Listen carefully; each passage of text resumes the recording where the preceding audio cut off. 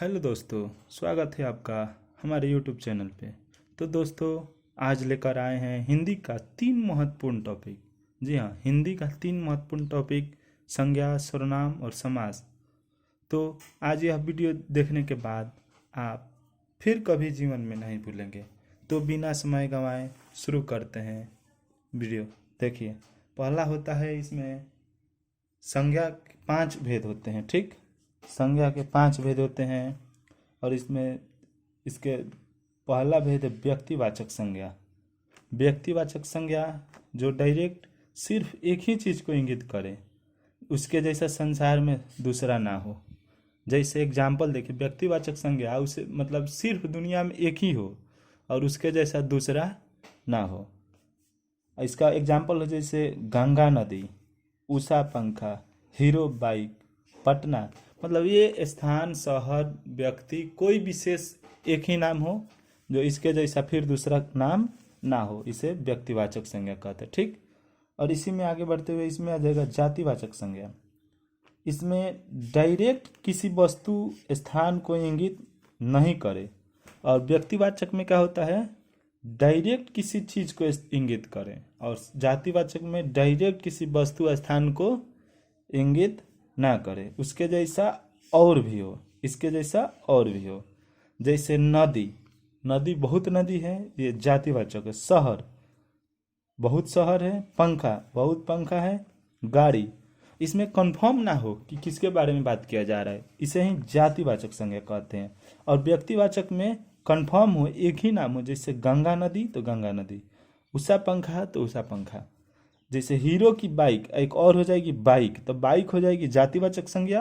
और hero bike special एक ही है और इसके बाद मतलब इसके जैसे दुनिया में फिर दूसरा कोई नहीं है।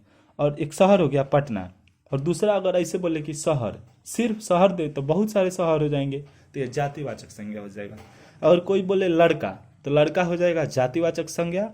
और कोई बोल दे राम, श्याम, स्पेशल किसी को नाम लेकर बोल दे, तो वो व्यक्तिवाचक संज्ञा हो जाएगा। ठीक, तो ये दोनों में डाउट क्लियर। अब आगे देखें समूहवाचक संज्ञा। समूहवाचक संज्ञा जिसमें किसी भी समूह का बोध हो, मतलब भीड़ हो गया, कोई भी समूह, आप समझ सकते समूह, जैसे भीड़, सेना, वर्ग, परिवार, आयोग, समिति, ऐसे बहुत सारे एग्जाम्पल हैं। हम बहुत कम कम एग्जाम्पल लेकर आए हैं आपको समझाने के लिए।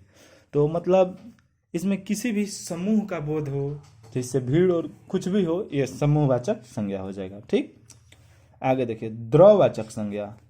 द्रववाचक संज्ञा जिसे मापा तौला जा सके, जिसे मापा तौला जा सके। द्रववाचक संज्ञा ठोस भी होता है, द्रव भी होता है और गैस भी होता है। द्रववाचक संज्ञा के अंतर्गत ये सब आ जाते हैं, ठोस, द्रव और गैस। ठोस में जैसे सोना, चांदी, आटा, दाल, चावल, जो जिसे तौला जा सके। द्रववाचक जिसमें तेल, घी, पानी। और गैसवाचक में ऑक्सीजन, ऐसे जो भी गैसीय अवस्था में है वो सब गैसीय पदार्थ हो जाएंगे।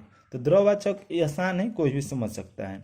ठीक, अगला देखिए थोड़ा भाववाचक संज्ञा। ठीक, भाववाचक संज्ञा, भाववाचक में सिर्फ भाव, मतलब कि जिसे महसूस किया जा सके, दिखे नहीं। भाववाचक संज्ञा सिर्फ महसूस किया जा सके, दिखे नहीं। जैसे आप देखिएगा अच्छाई, अच्छाई को महसूस किया जा सकता है, दिखता नहीं है। जैसे बुराई, बुराई को महसूस किया जा सकता है, दिखता नहीं है। अपनापन, क्रोध, क्रोध कभी दिखा है किसी को, दिखता नहीं है। मिठास, मिठास महसूस किया जा सकता है, कभी किसी को दिखता नहीं। ठीक है, तो फिर यहाँ तक संज्ञा क्लियर। फिर आपको एक बार रिपीट करा दे, व्यक्तिवाचक संज्ञा जो स्पेशल किसी व्यक्ति, स्पेशल किसी व्यक्ति, स्थान, सामान को इंगित करे, व्यक्तिवाचक संज्ञा। जातिवाचक संज्ञा इसके जैसे बहुत हो, जैसे नदी, शहर, पंखा, गाड़ी। ठीक, समूहवाचक संज्ञा जो भीड़, सेना, वर्ग, मतलब भीड़ का इंगित करे, समूहवाचक। द्रव संख्या जैसे ठोस, द्रव और गैस, तीनों अवस्था में जिसे मापा या तौला जा सके, द्रववाचक संज्ञा। भाववाचक संज्ञा, भाववाचक में सिर्फ महसूस किया जा सके, दिखे नहीं।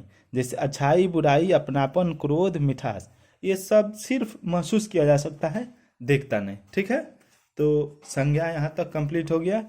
अब आगे चलते हैं सर्वनाम। एक मिनट। तो यहाँ आगे सर्वनाम बताते हैं, ठीक। सर्वनाम के 6 भेद होते हैं, संज्ञा के 5 भेद और सर्वनाम के 6 भेद होते हैं, ठीक। इसमें सबसे पहला आ जाएगा पुरुषवाचक सर्वनाम। जी, पुरुषवाचक सर्वनाम। इसमें इसका 3 गो भेद होता है पुरुषवाचक सर्वनाम का। प्रथम उत्तम पुरुष, फिर मध्यम पुरुष, फिर अन्य पुरुष। इस एक में पुरुषवाचक सर्वनाम में 3 होता है और तीनों में अलग अलग इसका। तो उत्तम पुरुष में जैसे उत्तम पुरुष अपने आप के बारे में बात करे, जैसे मैं हो गए, हम हो गए, मैंने, हमने, मेरा, सिर्फ हमारे बारे में, मान लो कि हम ही उत्तम हैं, सिर्फ हमारे बारे में बात करें। मध्यम पुरुष में मतलब पास वाले किसी अन्य के बारे में बात करें, जैसे तू, तुम, तुमने, आप, आपने, मतलब एकदम नज़दीक वाले के बारे में बात करें, मध्यम पुरुष।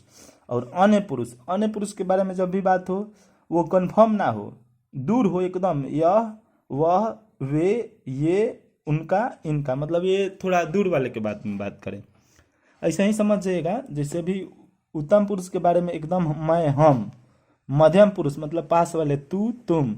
अन्य पुरुष के बारे में यह, वह, ये, वे, थोड़ा थोड़ा सा दूर वाले को समझ, ऐसे समझिएगा तो कंफर्म हो जाएगा, ठीक।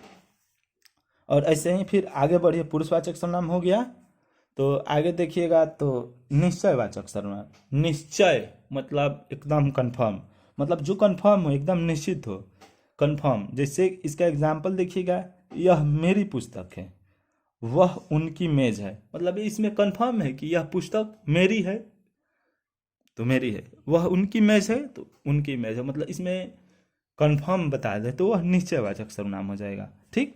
और आगे बढ़े, फिर देखिए अनिश्चयवाचक। अनिश्चय मतलब सिर्फ इसका सेम अपोजिट, उल्टा, जो कंफर्म ना हो, जो कंफर्म ना हो, अनिश्चयवाचक सर्वनाम।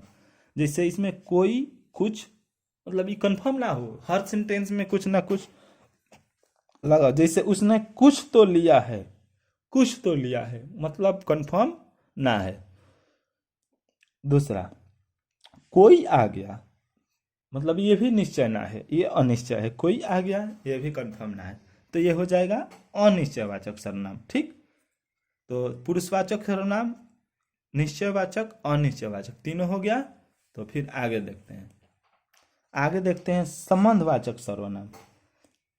संबंध मतलब 2 गो सेंटेंस से चाहे कुछ भी से जुड़ा होगा, जैसे इसमें इस शब्द में जो और सो का प्रयोग अधिकाधिक होता है। इसमें जो और सो का प्रयोग हर सेंटेंस में, हर वाक्य में होता है। जैसे जो आया है सो जाएगा, जो आया है सो जाएगा, जो करेगा सो भरेगा। ऐसे जितना शब्द मिले, वाक्य मिले, उसमें संबंधवाचक सर्वनाम होता है, ठीक। तो फिर आगे बढ़ते हैं।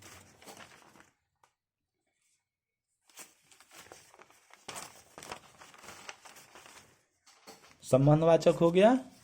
अब आ गए प्रश्नवाचक में। प्रश्नवाचक सर्वनाम और इसके बाद निजवाचक सर्वनाम, 4 हो गया था, ये 5वां है और ये 6ठा है। प्रश्नवाचक इस देखने में ही आप पहचान जाएंगे, इसमें प्रश्न चिन्ह लगा होता है, जैसे कौन, क्या। प्रश्नवाचक सर्वनाम पहचानना एकदम आसान है, इसमें थोड़ा भी टेंशन ना होता है, कोई आराम से पहचान। जैसे कौन आया था, कौन आया था, वाक्य में ही दिख रहा है कि प्रश्न है। वह क्या कर रहा है, क्या कर रहा है, इसमें क्या है। जैसे कौन आया था, क्या कर रहा है, तो ये वाक्य में ही आपको दिख जाएगा कि प्रश्नवाचक है, ठीक। और लास्ट अंतिम इस सर्वनाम में अंतिम देखें, निजवाचक सर्वनाम। निजवाचक मतलब निजी, अपने बारे में बात हो रही है, जैसे इसमें हो जाएगा आप, अपने आप, स्वयं, खुद, इस सब के बारे में बात हो तो निजवाचक सर्वनाम होगा। जैसे तुम अपने आप खा लेना, एग्जाम्पल, तुम अपने आप खा लेना।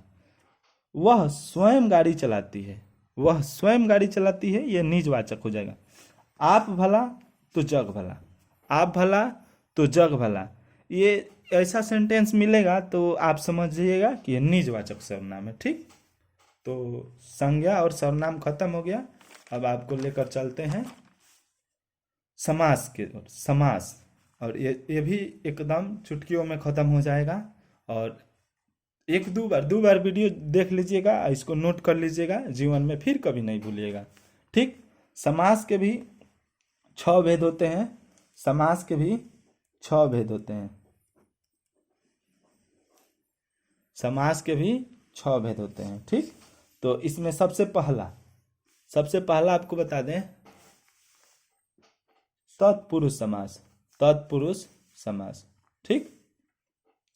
इसमें जितना ये होता है ना, कर्ता ने कर्म को, करण से, संप्रदान को, अपदान से, संबंध का अधिकरण, संबोधन, ये सब से जो भी शब्द बना हो, ये सब जिस शब्द के अंदर रहे वो तत्पुरुष के अंदर आएगा। इसमें आप देखते हैं कर्ता ने, ठीक, कर्म को, करण से, संप्रदान को, के लिए, अपदान से। अपदान के मतलब हमेशा अलगाव से समझिएगा। यहाँ करण से मतलब किसी से ग्रस्त, उसके अंडर में। ठीक। अपदान के मतलब अलगाव। ठीक। संबंध कारक, जिसमें का अकी का मतलब हो वो संबंध कारक। अधिकरण, अधिकरण मतलब अधिकार, इसको आप समझिएगा इससे अधिकार में, जैसे में किसी के अंडर में, पर। ठीक। संबोधन, संबोधन में हे राम, ए, हे, अरे, ये सब से जुड़ा हुआ जो भी शब्द आएगा वो तत्पुरुष हो जाएगा। ठीक। तत्पुरुष समास के अंदर इतना से जो भी आएगा ना वो सब तत्पुरुष के अंदर जाएगा। यही एक बड़ा है, बाकी सब छोटा छोटा है, आराम से याद हो जाएगा। जैसे देखिए, अब आप जहाँ जहाँ से क्वेश्चन आता है हम उसका एग्जाम्पल लिए हैं। ठीक। जैसे आपको मिल जाएगा गगन चुंबी चिरी मार, तो इसको तोड़िएगा तो आएगा गगन को चुमने वाला। गगन चुंबी, तो को लगेगा तो को में आएगा करम, कर्म तत्पुरुष हो जाएगा। जैसे गगन चुंबी में आएगा तो कर्म तत्पुरुष, मतलब ये भी आ जाएगा तत्पुरुष समास के अंदर। अब दूसरा आ जाएगा चिरी मार। चिरी मार आप देखिएगा तो यहाँ हो जाएगा चिड़ी मार का मतलब हो जाए चिड़िया को मारने वाला, तो इसमें भी आ जाएगा को, तो ये भी कर्म तत्पुरुष, तो ये भी सब तत्पुरुष के अंडर में आ जाएगा। ठीक। अगला देखिए, करुणापूर्ण शोकग्रस्त। करुणापूर्ण, इसको तोड़िएगा तो करुणा से पूर्ण, शोकग्रस्त, शोक से ग्रस्त। ठीक।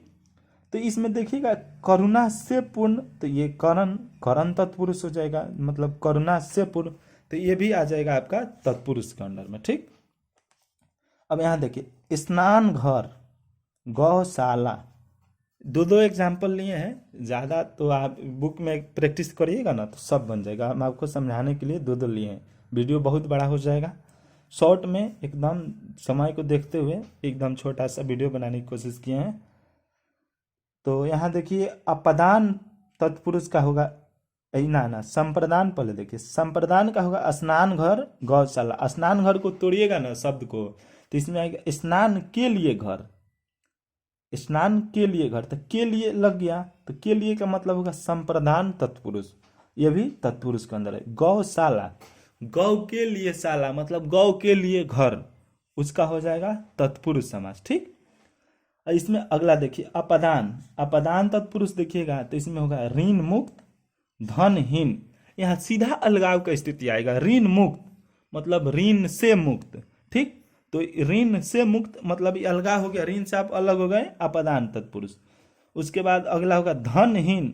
धनहीन का मतलब धन से हीन, इसमें भी आप धन से हीन हो गए, मतलब अपदान तत्पुरुष हो जाएगा। ठीक। ऐसा ही देखिए अगला, राजपुत्र शिवालय। राजपुत्र का मतलब राजा का पुत्र, का यहाँ का जुड़ रहा है तो का के मतलब हो जाए संबंध कारक तत्पुरुष। राजपुत्र का मतलब हो जाएगा संबंध कारक तत्पुरुष, इसमें भी तत्पुरुष है। शिवालय, शिव के लिए आलय मतलब शिव के लिए घर, उसका शिवालय होगा, यह भी संबंध कारक तत्पुरुष हो जाएगा। ठीक। अगला, लोकप्रिय पुरुषोत्तम, इसको अगर तोड़िएगा तो लोक में प्रिय, लोक में प्रिय, तो में आ जाएगा तो अधिकरण तत्पुरुष हो जाएगा। वैसा ही दूसरा एग्जाम्पल, पुरुषोत्तम मतलब पुरुषों में उत्तम, पुरुषों में उत्तम, इसको तोड़िएगा तो आ जाएगा, तो ये भी हो जाएगा, में आ गया तो अधिकरण तत्पुरुष हो जाएगा। ठीक। अगला, जैसे हे राम, इस सबसे ज़्यादा ना आता है इसलिए इसका डायरेक्ट शब्द हे राम, ए, हे, अरे, जिसमें भी आएगा तो संबोधन तत्पुरुष है। ठीक। अब अगला देखिए, अगला आपको बता दें, द्विगु समास तत्पुरुष में इतना के अंडर में से जो भी अगर आपके सेंटेंस तोड़ने के बाद मिले ये सीधा तत्पुरुष समास हो जाएगा। ठीक, और इसको थोड़ा सा ध्यान दीजिएगा, बाकी सब बहुत आसान है। द्विगु समास, द्विगु कहने में ही गु मतलब गिनती आ रहा है। द्विगु समास, द्विगु मतलब गिनती आ रहा है। इसका एग्जाम्पल होगा चौराहा, चार मीनार, त्रिलोक, दोपहर, सप्ताह, त्रिकोण। जितना भी इसका शब्द होगा ना उस सब में मतलब गिनती का झलक आ ही जाएगा। ठीक, तो ये सब हो जाएगा द्विगु समास। सेम इसका थोड़ा सा अंतर होगा द्वंद्व समास। द्विगु मतलब गिनती। ठीक, अगला हो जाएगा द्वंद्व समास। द्वंद्व समास में दोनों पद प्रधान होता है, मतलब दोनों पद का कुछ ना कुछ मतलब होता है और दोनों विपरीत होता है, एकदम अपोजिट। जैसे स्त्रीलिंग पुल्लिंग सीधा अपोजिट, जैसे विपरीतार्थक शब्द आप समझ लीजिएगा। देखिए इसका एग्जाम्पल बता दे। द्वंद्व समास में दोनों पद प्रधान होते हैं और सीधा विपरीत होता है। जैसे माता पिता, इसको तोड़िएगा तो माता और पिता सीधा विपरीत हो गया, एगो स्त्रीलिंग एगो पुल्लिंग। यहाँ देखिए दिन रात, सीधा विपरीत हो गया। मतलब द्वंद्व समास में दो पद होगा और दोनों पद प्रधान होगा, दोनों पद का कुछ ना कुछ मतलब निकलेगा और पूरा अपोजिट होगा। अगला एग्जाम्पल पाप पुण्य, एक पाप है एक पुण्य है।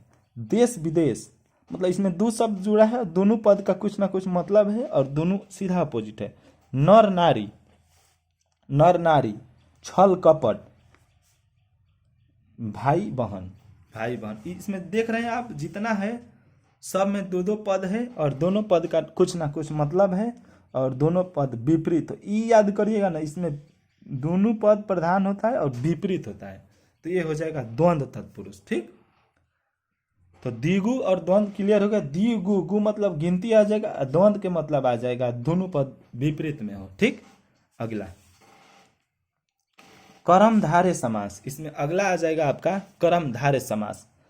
कर्मधारय समास को अगर विग्रह करिएगा ना, मतलब तोड़िएगा, तो दोनों पद के मध्य में जैसे है जो के समान ये जरूर आएगा। यहाँ मतलब ये दो चीज आपको हर हाल में मिल जाएगा, है जो के समान। हर सेंटेंस को तोड़िएगा तो आपको मिल जाएगा। ठीक, तो इसका एग्जाम्पल देखिए, जैसे चरण कमल, चरण कमल मतलब इसका मतलब क्या हुआ, इसको तोड़िएगा तो कमल के समान चरण, मतलब इसमें आपको मिल गया ना के समान, यहाँ आपको मिल गया के समान। दूसरा हो गया प्राण प्रिय, प्राण प्रिय, ये पूछेगा प्राण प्रिय में कौन समास है, तो कर्मधारय समास है। तो इसको तोड़िएगा तो प्राणों के समान प्रिय, तो यहाँ आपको मिल गया के समान। तोड़ने पर आपको पता चल जाएगा ये किस समास का एग्जाम्पल है। ठीक, नीलकंठ, नीलकंठ, इसको तोड़िएगा तो नीला है जो कंठ, नीला है जो कंठ, ये हो जाएगा नीलकंठ।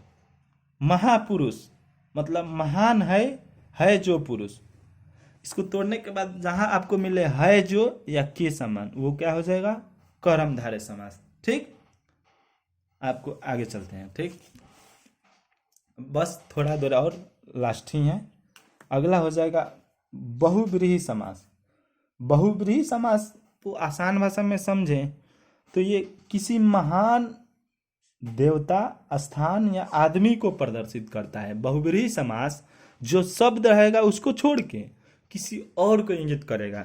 जैसे माने जो पद डायरेक्ट किसी और को संकेत करे, जैसे इसका एग्जाम्पल लंबोदर। अच्छा, लंबोदर का मतलब सीधा आपको देखने में आ रहा है कि गणेश जी के बारे में बात हो रहा है, वो डायरेक्ट किसी महान व्यक्ति के बारे में बात कर रहा है। ठीक, अगला दशानन, दशानन नाम देखते ही आपको लग रहा है ये रावण के बारे में बात कर रहा है।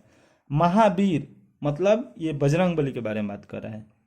प्रधानमंत्री, प्रधानमंत्री मतलब मंत्रियों में जो प्रधान है उसके बारे में बात कर रहा है, डायरेक्ट किसी बड़े पद के बारे में बात कर रहा है। पंकज मतलब पंकज कमल के बारे में बात कर रहे, जैसे फूलों में सबसे अलग कमल के बारे में बात करें। हाँ, और एक दो आपको डाउट वाले चीज लिखे हैं, जैसे अगर चतुर्भुज आप देखेंगे तो इसमें 4 का मात्रा है, लेकिन चतुर्भुज का मतलब विष्णु भी होता है। अगर जो शब्द द्विगु कर्मधारय और द्विगु में भी आते हैं, अगर उसका मतलब अगर कुछ और निकलता है, जैसे नीलकंठ, नीलकंठ का मतलब शिव भी होता है, और त्रिलोचन मतलब शिव होता है। तो त्रिलोचन का मतलब ये मत समझिएगा कि ये द्विगु में होगा, ये त्रिलोचन का मतलब शिव होता है। आप थोड़ा सा ये 2-3 गो टॉपिक, 2-3 गो पॉइंट एक्स्ट्रा देखिएगा कि उसका मतलब कुछ और निकल रहा है कि नहीं। अगर कुछ और, जैसे नीलकंठ का मतलब शिव, भगवान शिव को भी नीलकंठ कहा जाता है, तो सबसे पहले फर्स्ट प्राथमिकता आपका होगी कि ये सब अगर मिल जाए तो आप पहले बहुब्रीही मारिएगा, ठीक। अगर बहुब्रीही ना रहे तब चतुर्भुज आपका होगा द्विगु में, नीलकंठ आपका होगा कर्मधारय में। नीला है जो कंठ है जो मतलब कर्मधारय, अगर बहुब्रीही रहे पहला नंबर आपका बहुब्रीही समास होगा, ठीक। त्रिलोचन मतलब शिव, त्रिलोचन भगवान शिव को कहा जाता है, ठीक। अब इस टॉपिक का सबसे अंतिम लास्ट, अव्ययी भाव समास। अव्ययी भाव समास जो इतना सभी से, जो इन सब से बच के, इन सब से बच के जो आ जाए, जो सबसे खराब, सबसे अलग, जिसका कोई अर्थ कोई मतलब ना निकले, वो हो जाएगा अव्ययी समास। जो जिसके, एक और बात इसको पहचानने का, जिसके शुरू में उपसर्ग उपसर्ग लगा हो, जिस शब्द के शुरू में उपसर्ग लगा हो और उस उपसर्ग को हटाने के बाद भी एक शब्द बचता हो। जैसे देखिए यहाँ इसका एग्जाम्पल, यथा संभव, अगर यथा उपसर्ग है, इसको हटाने के बाद संभव एक शब्द बना है। दिनों दिन, ये मतलब ना दिनों दिन ये द्विगु में जाएगा ना द्वंद में, कहीं भी नहीं जाएगा, तो इसको छांट के ला देंगे यहाँ। जैसे रातों रात, ये कोई अपोजिट नहीं है, सेम चीज की बात कर रहे हैं। अगर यहाँ दिन रात होता तो दिन रात हो जाता द्विगु में, यहाँ दिनों दिन का बात हो रहा है तो ये अव्ययी भाव में आ जाए। रातों रात, रातों रात ये हो गया। आज जन्म, इसमें उपसर्ग लगा है। प्रतिकूल, ये इसमें भी उपसर्ग लगे, तो इसमें पहचानने का तरीका है कि ऐसा शब्द रहेगा और नहीं तो उसके शुरू में उपसर्ग रहेगा, उपसर्ग रहेगा तो आप पहचान लीजिएगा अव्ययी भाव समास से, ठीक है। तो यही इतना था, और हिंदी का ये 3 मोस्ट इम्पॉर्टेंट टॉपिक खत्म हो गया। आशा करते हैं आपको पूरा समझ में आया होगा, और इसको कम से कम 2 बार देख लीजिएगा, इसको नोट कर लीजिएगा, तो फिर आप जीवन में कभी नहीं भूलिएगा। और इसको देखने के बाद आपके पास जो भी ऑब्जेक्टिव बुक हो तो उसमें इसका क्वेश्चन जरूर लगाएं, ठीक। और अगर हमारा प्रयास अच्छा लगो तो लाइक करें, शेयर करें, सब्सक्राइब करें। जय हिंद।